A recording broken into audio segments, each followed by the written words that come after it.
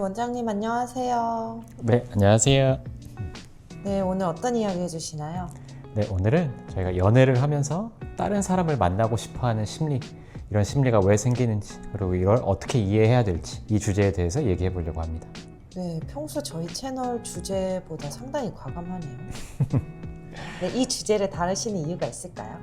영어 표현 중에 tale as old as time 이라는 표현이 있는데요. 시간의 역사만큼 오래된 이야기다 라고 설명할 수 있는데, 이 불륜이라든지 외도, 바람 이런 것들은 인간의 역사와 함께 해온 주제다 보니까 저도 진료를 보면서 이런 욕구라든지 이런 실제 일들, 누가 바람을 폈다더라, 외도를 했다, 아니면 내가 이런 충동을 느낀다, 이런 것들은 은근히 항상 많이 접하게 되는 부분인 것 같습니다. 그래서 저도 이런 심리에 대해서 한번 살펴보면 흥미롭지 않을까 생각이 들어서 준비를 하게 됐고요. 이 주제가 너무 방대한 부분이 많이 있어요. 너무 오래된 인간의 역사와 함께한 주제다 보니까 여러 가지 이론적 바탕도 많이 있는데 모든 걸 다 다루긴 어렵고, 심리학적으로 제가 3가지만 추려가지고 이번 영상을 만들어 보려고 합니다. 네, 그럼 연애 중에 아니면 상대방이 있음에도 불구하고 다른 사람을 만나고 싶은 심리 첫 번째는 어떤 걸까요? 네, 첫 번째는 도파민의 함정이라고 불리는데요. 이제 도파민이라는 그 뇌 수용체가 어떻게 보면 자극, 새로움, 이런 동기부여 이런 거와 연관을 주는 건데, 처음 연애 초기에는 이 도파민과 새로움이 이 연애에 되게 큰 동력이 돼요.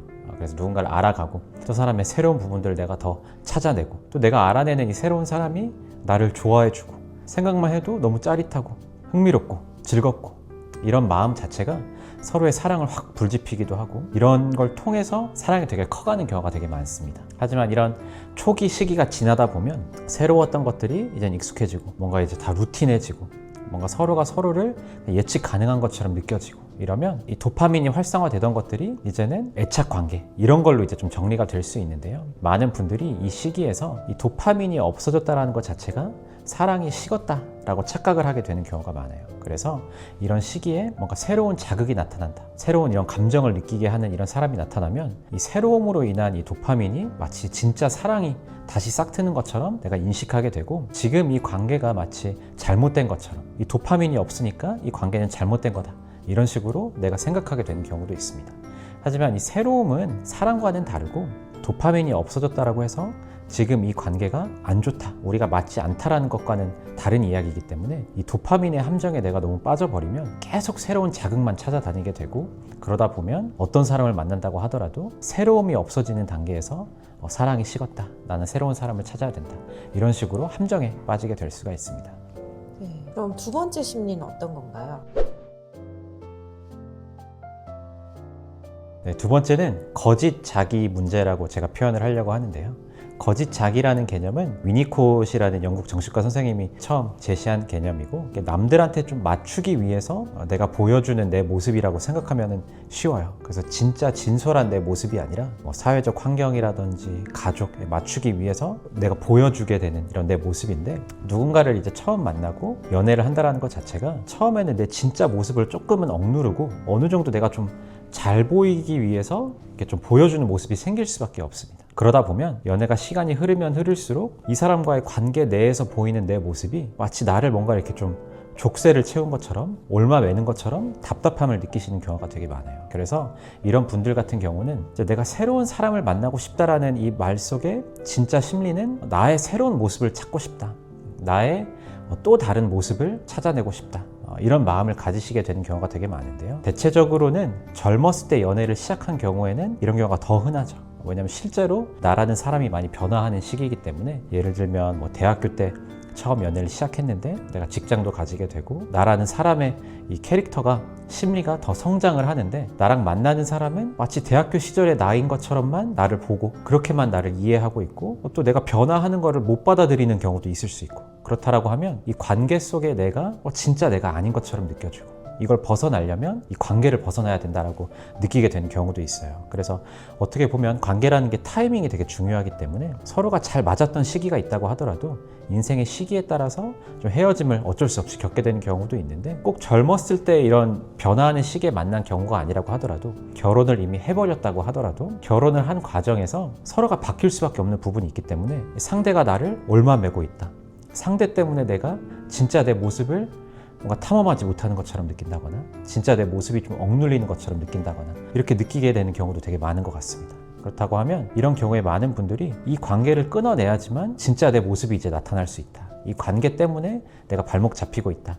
이렇게 결론을 지어버리는 경우도 있어요. 하지만 진짜 내 모습이 억눌린다라는 것은 분명히 있을 수 있는 부분이고, 하지만 이걸 관계를 끊어내야지만 진짜 내 모습을 다시 찾을 수 있다는 것은 또 너무 극단적일 수 있기 때문에 관계 자체를 충분한 소통이라든지 이런 심리에 대해서 내가 탐험하고 얘기해 보면서 관계 자체를 같이 성장시키자라는 마음으로 유지하려고 하면, 내가 뭔가 다른 사람 만나고 싶다, 이 관계를 끊어내고 싶다, 또 다른 나를 찾고 싶다, 이런 마음에 대해서 너무 극단적인 선택을 하지 않고서도 해결할 수 있게 되는 경우가 있습니다. 네, 세 번째이자 마지막은 애착 유형에 대한 이야기인데요.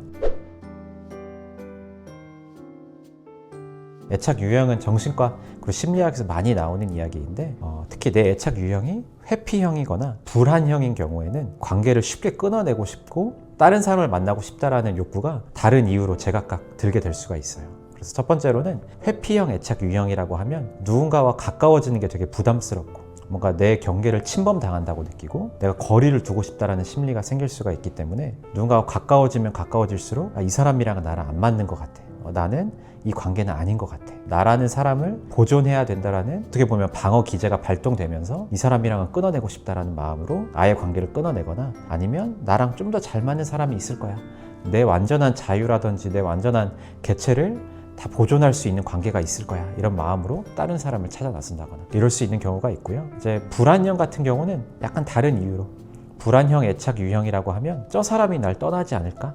저 사람한테 내가 버림받지 않을까? 이런 불안을 많이 느끼는 성향이기 때문에 저 사람이 나를 버리기 전에 내가 미리 끊어내야 되겠다. 내가 상처받지 않으려면 내가 먼저 끊어내야지 상처를 받지 않을 수 있어. 이런 마음으로 관계가 좋은데도 미리 다른 사람을 찾아 나서는 경우도 있고, 또 어떻게 보면 남들이 나를 사랑할까 안 사랑할까 이런 거에 대한 걱정을 많이 하는 성향일 수 있기 때문에 지금 만나는 사람이 있다고 하더라도 다른 사람들한테 계속 내가 사랑받을 수 있는 사람인지 계속 테스트하게 되는 경우도 있어요. 그러다 보면 이 사람이 조금 관심이 없는 것 같고 저 사람이 인정을 해주는 것 같다라고 하면 저 사람이 진짜 내 파트너다라고 생각해서 다른 사람 만나고 싶어하는 심리가 있을 수가 있습니다.